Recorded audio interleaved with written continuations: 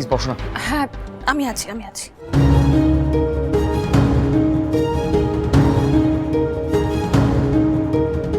জয়, দেখো সেরকম সিরিয়াস কিছু হয়নি। আই গেস সেটা তুমি নিজেও বুঝতে পারছো। কাকিমা ঠিক হয়ে যাবে। এবার তো একটু শান্ত হও তুমি। যেই ঘটনাটা ঘটিয়ে ফেলেছো সেটা তো আর ফিরিয়ে নিতে পারবে না। তাই এখন পুরো সিচুয়েশনটা ট্যাক্টফুলি হ্যান্ডেল করতে হবে। কাকিমণির কি হয়েছে? এই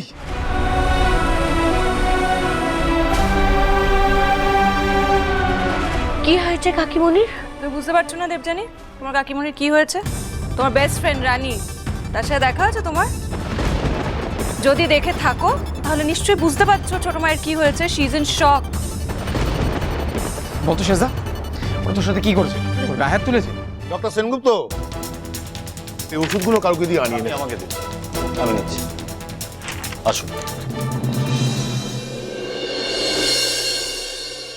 এবার বল। মা মা মা মা কেমন আছে দিদি ভাই? মা কেমন আছে? ও মেজো বৌদি দেখো না, মা তো চোখই খুলছে না। মা কি হয়েছে মা? এই বেলু দেখলি তো, ডক্টর আঙ্কেল ইনজেকশন দিয়ে গেছে, ঠিক হয়ে যাবে, তুই চিন্তা করিস না। এবার বল কি হয়েছে, বল। আরে বাবা কিছু হয়নি, তোকে তো বলছি সব ছাড়তে, ছাড় না। বললাম তো ছাড়তে পারবো না, তুই আমাকে বল কি করেছে। সেজ বৌদি, তুমি বলো তো কি করেছে? গায়ে হাত তুলেছে শেষদার? হাত তুলে কিন্তু আমি ওদের হাত ভেঙে দেবো। আরে বাবা তোর তুই এদিকে, আমি তোকে বলছি। আরে ও মারধর কিছু করেনি রে, ওই একটু জিজ্ঞাসাবাদ করছিল আর হ্যাঁ আটকে রেখেছিল। ও দেবু, আরে তুমি বলো বলো না। হ্যাঁ, আরে দেবযানীকে কেন টানছো এর মধ্যে? ও তো ন্যাচারালি ওর বন্ধুকে প্রোটেক্ট করতে চাইবে, কিন্তু রিতম তুমি এত নার্ভাস হচ্ছ কেন আমি বুঝতে পারছি না। এটা ভুলে যেও না, বাবা কিন্তু ওখানকার পুলিশের সঙ্গে কথা বলে তোমায় ছাড়িয়ে আনার ব্যবস্থা করেছেন। বাবার রিচটা বুঝতে পারছো তো? তাই রিতম তোমার ভয় পাওয়ার তো কোনো কারণ নেই। কি হয়েছে প্লিজ বলো আমাদের। না বড় বৌদি, ভয় আমি পাচ্ছি না, কিন্তু খামোখা ঝামেলাটা বাড়িয়ে তো। মানে ঝামেলা আমরা কোথায় বাড়ালাম? ঝামেলা তো শুরুই করলো রানী আর ওর বাড়ির লোকজন। রানীকে দেখেই তো বোঝা যায় যে ওর বাবা বা দাদা কেমন হতে পারে। নয়তো তোমরা ভাবতে পারছো? হ্যাঁ, ওইটুকু একটা মেয়ে একা অত দূর থেকে আমাদের বাড়ি পর্যন্ত পৌঁছে গেল কি না এই ঝামেলাটা বাঁধাবে বলে, হুজ্জুতি করবে বলে।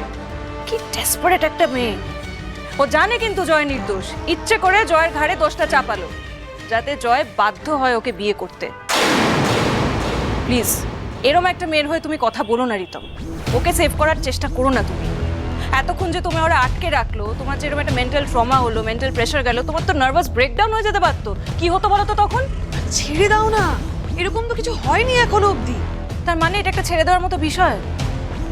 কেন লুকোচ্ছ তোমরা রিতম? দেবযানী, তোমার তো হাজবেন্ড, তোমার হাজবেন্ডের সঙ্গে যদি কেউ অসভ্যতাম করে, যদি ওর ওপর কেউ টর্চার করে, তুমি সেটা বলবে না আমাদের? তুমি না বিয়ের প্রথম দিন আমাদের বাড়িতে ঢোকার সময় বলেছিলে যে তুমি একদিনে আমাদের সকলকে, তোমার শ্বশুরবাড়ির সকলকে আপন করে নেবে। আপন করে নিতে পারোনি বোধহয়, তাই না? তাই জন্য আমাদের কিছু বলতে চাইছো না, তাই তো? আরে চুপ করে আছো কেন, কিছু বলো। ওই দেখো কাঁদছো কেন? এই দেবু, এই কেন না? আমি নিজেই তো খুব ভয় পেয়ে গেছিলাম। না মানে রানীর দাদারা যা ডেঞ্জারাস রেগে গেলে পুরো গুন্ডা, আর কাকুমুনি আরো ওপরে রেগে গেলে সাংঘাতিক। মানে ওরা সারাক্ষণ মারধর করে যায়, খুব মারকুটে। রিতমের কলার পর্যন্ত ধরে নিয়েছিল। আমি গেল রিতমকে খুব মার খেতে হবে, মনে হয় খুব মারধর করবে। এই তোর কলার ধরেছিল? হ্যাঁ, আর কি কি করেছিল বল, বলিস নি কেন আমাকে? রানীর দুটো দাদাই কলার ধরেছিল তো? কে ধরেছিল কলার বল? হ্যাঁ, কিন্তু মারেনি। একমাত্র ঈশ্বর আছেন বলে রিতম বেঁচে গেছে। তোমরা জানো ওর দাদা যা ডেঞ্জারাস, বাবা রে বাবা। রানীর পেছনে একটা ছেলে ঘুর ঘুর ঘুর ঘুর ঘুর ঘুর করতো, তার তো মেরে হাত পা ভেঙে দিয়েছিল। আমি তো সেই জন্যই খুব ভয় পেয়ে গেছিলাম। এই কথাগুলো তুই আমার থেকে লুকাচ্ছিলি শেষদা? তোর কলার ধরেছে না? এবার দেখ আমি কি করি। এই ভাই, এই এক মিনিট, কোথায় যাচ্ছ তুমি? তুমি এখন এই বিষয় নিয়ে রানীর সাথে ঝামেলা করবে গিয়ে? হ্যাঁ, কাল রাত থেকে এই বাড়িতে যা হচ্ছে, I am sorry to say, already বাইরে লোকজন ভিড়ভাড় করতে শুরু করে দিয়েছে। সে কি গো? হ্যাঁ, বিশ্বাস না হলে নিজের চোখে দেখো না একবার প্লিজ।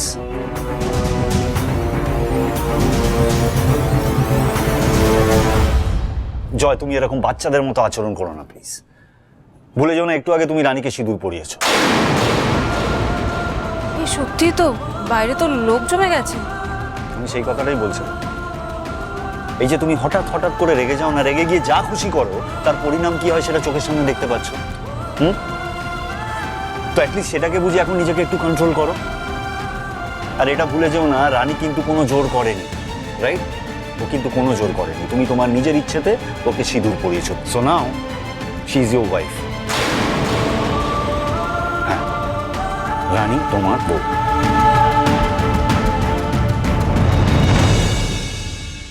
বিপাশা, একটা কাজ করো, রানীকে নিয়ে তুমি একটু ঘরেই যাও, একটু বিশ্রাম নিয়ে নিক, তারপর যা আবার হবে। ততক্ষণে বিনায়ক আসুক। আর তোমার বাবাকেও একটা খবর দেওয়া দরকার। তোমার যদি ফোন করতে অসুবিধে থাকে আমাকে বলো, ফোন নাম্বারটা দিয়ে দিও, আমি করে নেবো। জেঠুমনি, আপনি তো আমার বাবার সম্পর্কে সবটাই শুনেছেন, তারপরেও দেখো রানী, কাল রাতে যে ঘটনাটা ঘটেছে তাতে ব্যাপারটা কিন্তু আরো বেশি জট পাকিয়ে গেছে। আর সেই জট ছাড়ানো একমাত্র তখনই সম্ভব যখন তোমাদের বিয়েটা সামাজিক মান্যতা পাবে। তুমি একটা বিয়ে ভেঙে চলে এসেছো না, সেটা যে কোনো কারণেই হোক, প্রশ্ন তো উঠবেই। আর আমি চাই না আমাদের পরিবার নিয়ে আমাদের পাড়া প্রতিবেশী প্রশ্ন তুলুক। আমি চাই না আমাদের কোনো সম্মানহানি হোক। তোমাদের বিয়েটা নিয়ে তারা হয়তো বলবে তোমাদের ছেলে মানুষই, পাখামি, অন্যায়। যাই বলুক না কেন, তাদের বলার আগে তাদের মুখটা বন্ধ করাটা জরুরি। তাই তোমাদের বিয়েটা মানে একটা সামাজিক বিয়ের প্রয়োজন আছে। আর সেই জন্যই তোমার বাবা দাদাদের সঙ্গে খোলাখুলি সামনাসামনি আলোচনা করাটা দরকার। এটা একদমই উচিত কথা বলেছেন বাবা। শুক্লা কেমন আছে? তোরা দুই ডাক্তারে মিলে কি বুঝলি? মেন্টাল শক থেকে প্রেশারটা ফল করেছে, কয়েক ঘন্টা রেস্ট নিলেই ঠিক হয়ে যাবে। বৌদিরা আছে মায়ের কাছে। বাবা, আমার মনে হয় এখন কাকিমাকে নিয়ে আমাদের চিন্তা করার মতন কিছু নেই। আমাদের যে বিষয়ে এখন ভাবনা চিন্তা করাটা দরকার সেটা হলো রানী আর দুর্জয়। একটা মীমাংসায় তো আসতে হবে। ইনফ্যাক্ট আমি যখন ডাক্তারবাবুকে নিয়ে বাড়িতে ঢুকছিলাম তখন অলরেডি পাড়াপড়শি কিছু বাইরে আনাগোনা শুরু করে দিয়েছে। আই গেস হয়তো কিছু একটা আন্দাজ করেছে ওরা। রানী, তুমি বরং একটা কাজ করো, বুঝলে? তুমি তোমার বাড়িতে ফোন করে বাবা দাদাদের বলো এখানে চলে আসতে। আমরা আজকেই তোমার বাড়ির লোকজনের সাথে তাহলে একবার আলোচনা করে নেব। দেখো রানী, শুধু বাড়ির মানুষজনের সামনে সিঁদুর পড়লেই যে সেটা বিয়ে, বাইরের লোকজন তো সেটা নাও মানতে পারে, তাই না? এরকমভাবে তো দুটো মানুষকে জুড়ে দেওয়া যায় না। কি বাবা, ছোট করে হোক কি বড় করে হোক একটা সামাজিক বিয়ের ব্যবস্থা তো করতেই হবে। হ্যাঁ, তা তো করতেই হবে,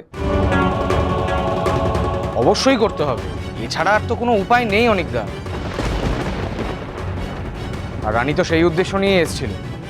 কি রানী, তাই তো?